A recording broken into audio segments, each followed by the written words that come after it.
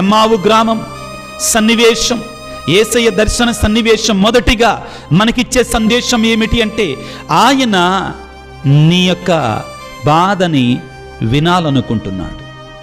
ఆయన నీ బాధను వినేటువంటి దేవుడు, చెవియొక్కి వినేటువంటి దేవుడు.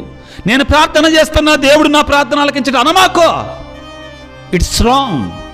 ఆయన వినేటువంటి దేవుడు. ప్రియులకు దేవుని బిడ్డలారా, ఇదిగో పేతురు రాసిన మొదటి లేఖ 5వ అధ్యాయం 7వ వచనంలో, మీ ఆందోళనన్నిటినీ కూడా, మీ సమస్యలన్నీ కూడా ఆయనకు చెప్పండి, ఆయన మీద వెయ్యండి అంటున్నాడు. ఆయనతో చెప్పు, ఆయన వింటాడు, విని జీవితాన్ని మారుస్తాడు. ఇదిగో యాకోబు పత్రిక 1వ అధ్యాయం 19వ వచనంలో, ప్రతి మనిషి కూడా వినుటలో త్వరపడాలి. వినడానికి మాట్లాడటానికి త్వరపడాల్సింది, వినడానికి త్వరపడాలి. ప్రియ దేవుని బిడ్డ, అన్నిటికంటే ముఖ్యంగా నీవు చెయ్యవలసిన దేవుని దగ్గరికి వచ్చినప్పుడు నీ కష్టమేందో, నీ బాధ ఏంటో యేసయ్యతో విడమరిచి చెప్పాలి.